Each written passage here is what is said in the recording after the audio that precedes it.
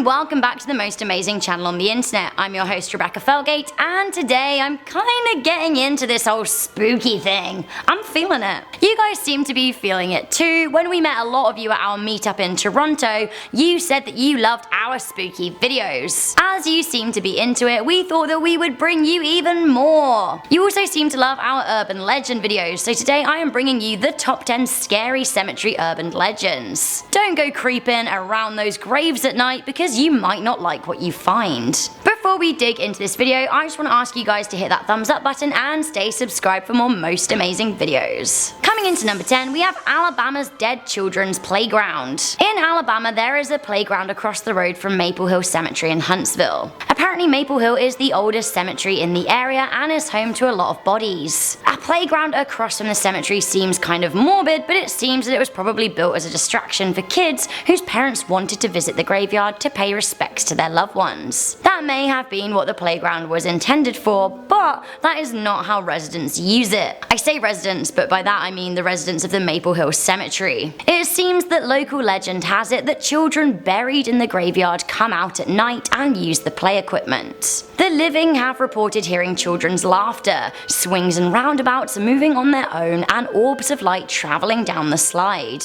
Whilst the graveyard has been there since 1822, meaning there are some very old dead child spirits, apparently the area is also close by to a place where a number of murdered children were found in the 1960s. Either way, however the young died, it is rumoured that they enjoy playing together here in the area. The ground was going to be torn down in 2007 to make way for more graves, but public outcry led to the playground being updated, so new swings and slides for the ghosts. Yay! Coming into number 9, we have the cursed grave of Carl Pruitt. Carl Pruitt strangled his adulterous wife and then killed himself in 1938.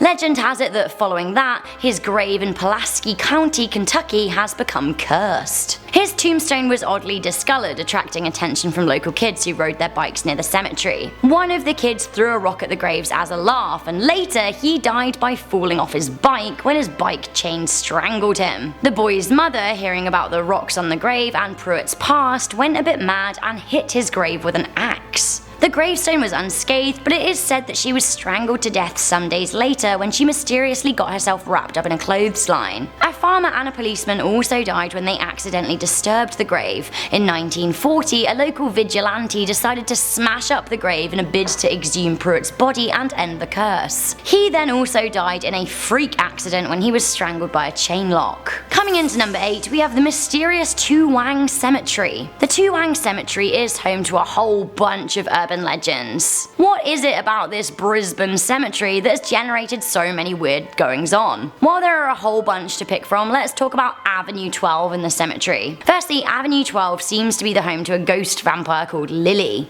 She's supposed to wander around at night, a beautiful woman with dark hair and 19th century clothing. She appeared after a grave was reportedly exhumed, showing a weird preserved body with very long fangs. Also causing chaos on Avenue 12 are a pair of sisters who died in a car accident on a hill near the cemetery. The pair was said to have lost control of their car on that hill. These days, if a car is parked at the bottom of the hill, it's said that the dead sisters of the cemetery will drag it back up. One you might know up next. Coming in at number 7, we have the whole urban legend of somebody walked on my gravestone. Have you ever been just going about your life, then you unexpectedly have a little shiver and someone says to you, "Ooh, someone walked over your grave"? The urban legend suggests that somewhere in a far off distant future, you are long buried in the ground, but somehow your senses as you lay there worm food are still connected to your daily life. This folk legend stems back to the 18th century England when people believed more heavily in superstitions and the afterlife. People genuinely believed that they shuddered because someone had walked over their future grave. Obviously, if that was true, we would all be shuddering all day long. People still believe in an unexpected shiver these days. They still think it's related to their grave. It's really weird. This is perhaps why the superstition of not stepping on other people's graves is in effect. I don't do it, but mainly out of respect. Coming into number 6, we have the legend of the Devil's Chair. The Devil's Chair in urban legends says that the seats in graveyards are reserved or occupied by spirits. They are much less common now, but old ornate stone-looking chairs in graveyards used to be a popular thing. They were often called mourning chairs or monubenches for the purposes of letting mourners take a seat. Some gravestones, however, were incorporated into a part of the headstone design. Either way, I have to agree that these are really old and creepy. Legend has it that at night, ghosts will sit in these chairs, or even the devil. Either way, people tend to agree that the chair is haunted. A number of these chairs have legends of their very own. For example, there is a well-known devil's chair in Ulverston, Cumbria, and one in Casadaga. Never ever step on this gravestone at number 5. We have the victim of the beast. The beast seems to have been rife in Utah. If you visit the Salt Lake City Cemetery, you might not want to leave any flowers on Lily E. Graves' grave. Or I don't know, maybe it would appease the beast. Why? Well, let's have a look at her gravestone, shall we? It seems that Lily, who died in November 1958, aged 77, was a victim of the beast, or so her gravestone says. They even added a 666 at the end of the sentence just to make it clear which beast she fell foul of. Weirdly, her husband is also buried at the same cemetery, but very far away from his wife's corpse. The urban legend varies on this one, but some people say that she was a Satanist, and other people say that she died as a sacrifice to Satan. Remember earlier when we talked about stepping on gravestones and how you should never do it? Well, you should especially never step on this grave. Local legend has it that not only was Lily a victim of the beast, her tombstone is haunted, and stepping on it will bring a person bad luck. The website WeirdUS.com claims that a woman who walked on the grave later had an accident in her car. If you ask around in the area, locals will delight in telling you all about the misfortune that befalls people who mistreat the grave. We have another one from Salt Lake City up next. We have the legend of Baptiste. He was a grave robber, and he's coming in at number 4. Utah legend has it that the Great Salt Lake is haunted by a famous body snatcher. In the 1800s, Baptiste was illicitly employed as a gravedigger in Salt Lake City. You would imagine that it would be hard to screw up an illegal job, but he managed to do it.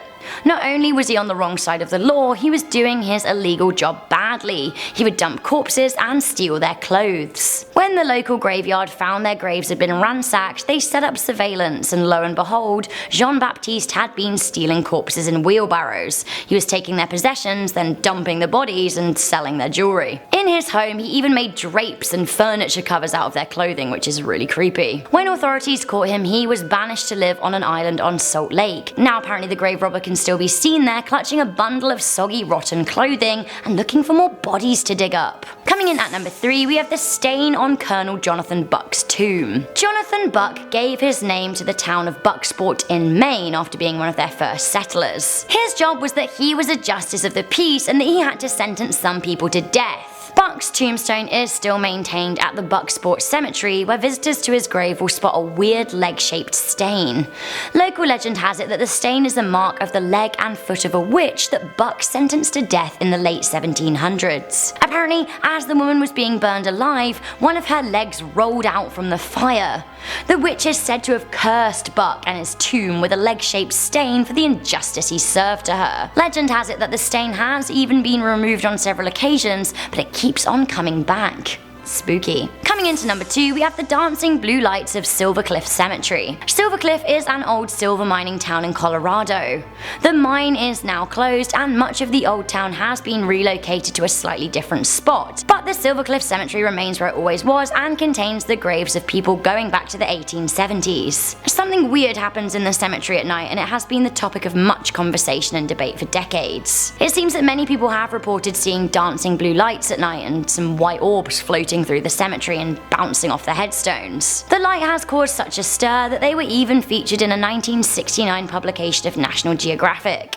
The lights were first seen by miners and have been a matter of local and international legend ever since. Many now flock to the cemetery to try and catch a glimpse of the phenomenon. Some people explain that the lights are reflections from the town, but actually the orbs have been noted since before the town had electricity. Is it ghosts? Like maybe aliens, possibly fairies? Finally, coming into number 1, we have the 100 Steps Cemetery. The 100 Steps Cemetery is located in the Indiana town of Brazil. Yeah, Brazil, Indiana. The cemetery dates back to the 1860s and contains a creepy set of stairs that have all but been swallowed by the grass. It is said that there are 100 steps to the top of the cemetery, and if you climb them and count them as you go, when you get to the top, you'll be visited by the ghost of an undertaker. This ghost will show the visitor a vision of their death, so basically they'll see how they are set to die. The person is then supposed to walk back down the steps, and if they count the same number as they did on the way up, the vision was false. But if they count the wrong number of steps, that's how they'll die. The plot thickens if a visitor of the graveyard decides not to climb the 100 steps and walk up the other side of the hill instead.